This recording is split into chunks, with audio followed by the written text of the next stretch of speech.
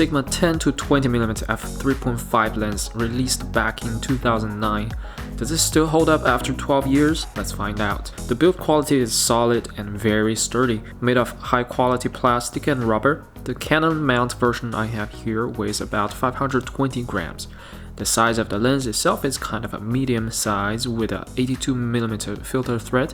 Very manageable size, but I'm reviewing with adapter/speed booster together, which means the setup is a little bit bigger and heavier than on a native system. The zoom ring is nice and smooth. The focus ring is very pleasant to use. It features full-time focus override with focus display. They make an excellent manual focusing experience. Just what I need for an adaptive lens. On the side, it has an AF/MF switch, very convenient. 10 to 20mm translates into about 15 to 30mm full-frame equivalent. Indeed very wide, yet when zoomed into 20mm you can still get some degree of subject separation. Speaking of which, the f3.5 aperture is quite nice. Remember, the Sony 10 to 18mm lens features f4 aperture. This one is slightly faster. When adapted with speed booster on the Micro Four Thirds system, it becomes a f2.5 aperture, which is already faster than most of the pro-grade Micro Four Thirds lenses. The lens itself doesn't feature any stabilization. Usually ultra-wide lenses are more tolerant to shakes, but I've done a series of stabilization tests on my GH5. When the in-body stabilization is on, you will see a lot of warping and distorting happening at the edge of the frame. That's the IBIS working. It is very distracting, even nauseating if you are shooting landscape, but when there is a subject as the main focus of the frame, audience can generally ignore the warp.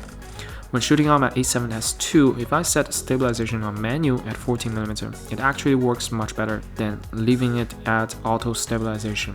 It is recommended to shoot on tripod or gimbal no matter how steady you think you can hold the camera. The autofocus is very quiet and fast in photo mode, mostly accurate, but I still like to manual focus with this lens just to be sure. In video mode, it is not recommended to use autofocus as it constantly hums and generates vibration. This lens can be adapted on Sony A7SII in full-frame mode as well, despite the fact that it is designed for APS-C coverage. The angle is actually wide enough for full-frame sensor. If you zoom in to about 14mm, you can completely eliminate vignetting and get yourself an ultra-wide full-frame lens on a budget. Alternatively, you can always shoot in APS-C mode with your full-frame Sony cameras anyway.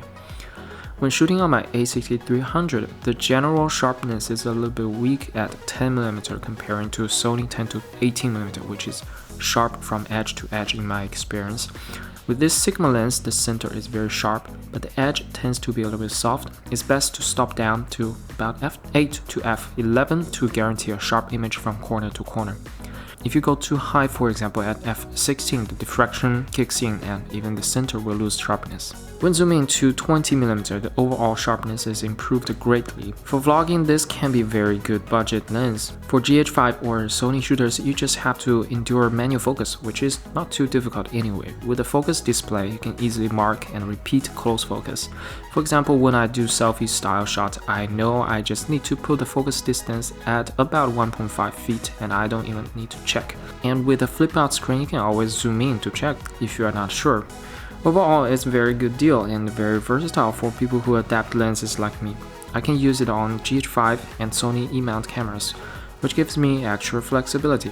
If you can find a Sony 10 to 18mm f4 lens used under $500, then I would recommend you to get a Sony lens. Otherwise, get this lens.